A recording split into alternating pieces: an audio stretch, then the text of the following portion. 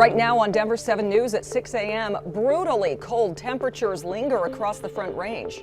It is a Denver 7 weather action day. Snow has stopped falling, but it is bitter cold. We're looking at wind chills that are well below zero this morning, and we're not in for much of a warm up today. I'll show you when things will warm up, though, and when we'll see more melting coming up. These frigid temperatures are keeping a lot of these roads really icy. We'll take a look at all the road conditions and those travel times for you coming up in just a minute. I'm Denver 7's Veronica Acosta. We're roaming the roads this morning to help you avoid trouble spots.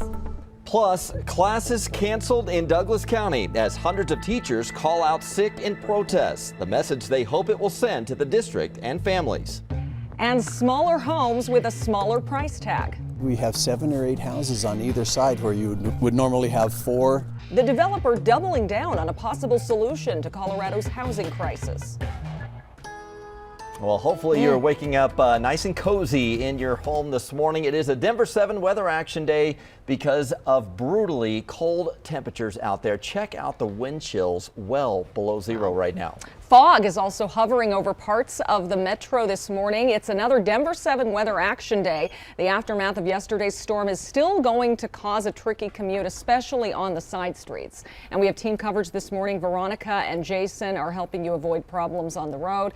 Let's start with meteorologist Lisa Hidalgo because what everyone's going to notice today is the cold, Lisa. Those wind chills, unbelievable. It takes your breath away. You open the door and it's like, ooh, yeah, it doesn't feel good right now. Skies cleared out. When we lose that cloud cover, it's like a little blanket. It traps in whatever, little heat we had yesterday. But once that cleared out, those temperatures tumbled. And this morning we're looking at the wind chills that are anywhere from 10 to about 30 degrees below zero.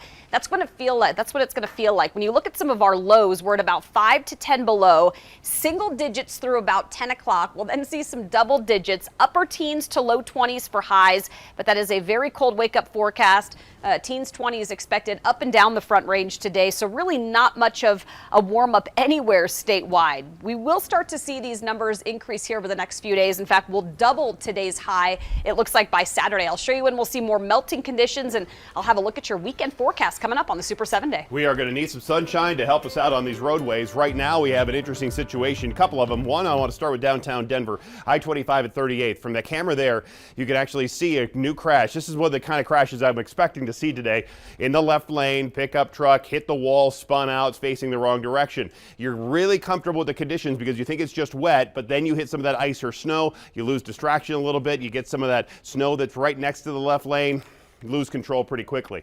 Take a look at the camera that's across 270. This is the eastbound side, and you can also see some fog in here, and you've seen some snow, fresh snow. That's from the power plant that's over here that when we used to fly in the helicopter every day, called it the fog factory, setting up all that exhaust up into the air, all that warm, moist air, and that is actually causing some snow to fall here as well as I-25 near 58th Avenue. So the drive time right now is we just cleared the crash by Vasquez at a half an hour trying to get across here. I-25 is now busier because there's quite a bit of snow in here as well as part of I-76. So it's a real interesting weather phenomenon that happens in storms like this at these very cold temperatures. The rest of the drive not too bad just yet. Down here in Highlands Ranch, that's where Veronica Acosta is, right here off of the Northridge Rec Center, just south of Dad Clark and C-470. Taking a look at some of the neighborhoods, and Veronica, it's still really slick coming out of some of these neighborhoods with total snow cover. That is the big thing we're seeing this morning. A lot of these neighborhood streets, they're still really slick, even though a plow has come through here at least a couple times. Take a look at this specific neighborhood we're in. It's a little bit worse off than some of the others that we've seen, especially in downtown Denver and even in Englewood. You can see there's a little bit more snowpack here, and there's definitely more snow off to the sides where a lot of these vehicles park. So this morning, as some of those folks start getting into those cars and start taking off, they might have a little bit of trouble. You can see this car coming up on our right. Those tires, they're covered in snow a bit, so they're going to have to squeeze their way out of there and get out of there this morning. Something else that we've noticed is plows are out and about. Of course, we haven't seen any in this specific area where we are on Northridge, passing through Gatewood this morning, but we did see them in Denver. We saw them in Littleton. We also saw them in Englewood. So something to keep in mind is they're out this morning. They're trying to get these streets as clear as possible. We're going to make our way over to Morrison, and we'll give you an update in about 30 minutes or so. We're live in Highlands Ranch on Veronica Acosta, Denver 7. All right, thanks, Veronica. And DIA is experiencing a lot of cancellations today. According to FlightAware, there are more than 200 flights canceled so far and 20 delays. States from Texas to Maine are now in the path of the winter storm. Nearly 30,000 power outages are being reported across Texas and Oklahoma as temperatures plunged into the teens. And it's making a mess on the roads. Tractor trailers jackknifed on a highway in Missouri and careened off an overpass in Indiana. In Oklahoma, officials are investigating if icy conditions were to blame for a train derailment. You can monitor current weather and traffic conditions here on the go. Just download our free Denver 7 Plus app. We have a 24/7 weather stream, interactive radar, and an hour-by-hour forecast. It's free for your Roku, Amazon Fire, Apple TV, and Android device.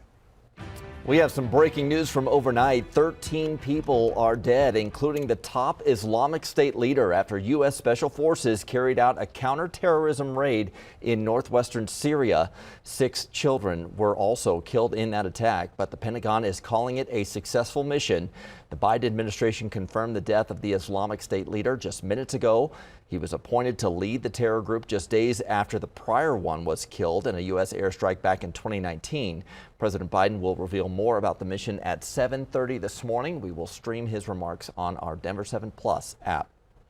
Also breaking this morning, officials say a missing woman out of Rio Blanco County has been found safe. Her accused kidnapper, Joseph Beecher, is also in custody.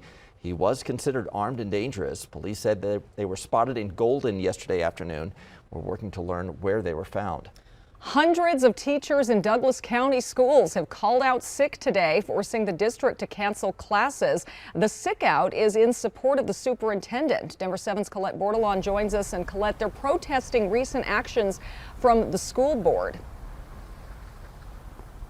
That's right. They're protesting allegations about trying to make the superintendent resign. The superintendent is Corey Wise, who's been with the district for more than 2 decades, only in the position of superintendent for less than a year. We've been told by a parent he's loved by teachers in the district because he once was one of them. Our partners at the Denver Post say the president of the Douglas County Federation estimated 900 people requested substitutes for today.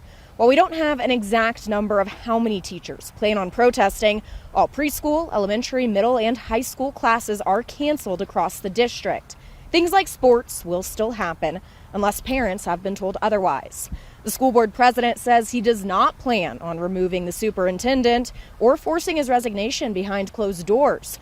But the allegations come as the school board is trying to change the district's mask and equity policy.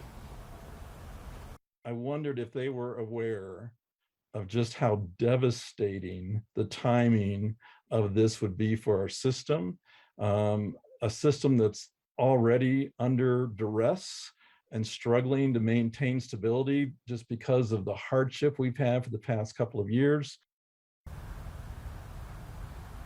Now, as part of the protest, there's a rally planned today at 1 outside of the district's administration building. If you haven't already checked and your child goes to a charter school within Douglas County, you might want to check on their campus status today. As of Wednesday afternoon, Superintendent Wise had not resigned.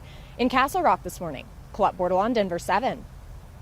Thank you, Colette. Well, today might be the last day you have to wear a mask indoors in many places around Denver. Mask orders are ending all across the metro area over the next 10 days. Take a look at the calendar here. As of tomorrow, Denver and Broomfield will no longer have their mask mandate in place. Mask orders in Adams and Arapahoe counties will then expire Saturday, and Larimer County's mask order will end next weekend on the 12th. Jefferson County will meet tonight to discuss its mask mandate. But just a reminder, because mask orders are dropped in the counties, businesses and schools may still have their own mask requirements in place. And changes to the mask policies come as our COVID numbers continue to improve. Skyridge Medical Center in Lone Tree shared some good news with us. We're starting to see a drop in the number of COVID patients in the hospital, and we are very grateful that the number of employees who are out sick is on the decline. So this is a really bright spot, a little bit of optimism. Statewide COVID hospitalizations have fallen 100 more just since Monday. Lisa. Is right now it's cold, and as you're getting your kids ready for the bus stop this morning, we're going to be about 5 to 10 degrees below zero.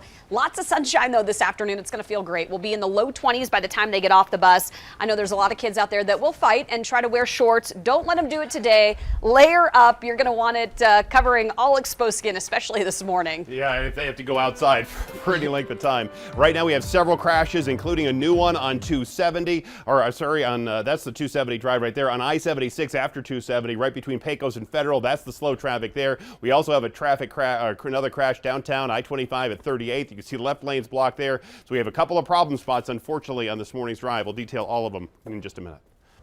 Well, a new head coach means a new supporting cast, who Nathaniel Hackett is tapped to be part of his Broncos coaching staff. And college looks a lot different because of the pandemic. New this hour, experts weigh in on the importance of social support systems for students. Plus, not what you want to hear on a freezing cold morning, but your next Starbucks run might cost you more.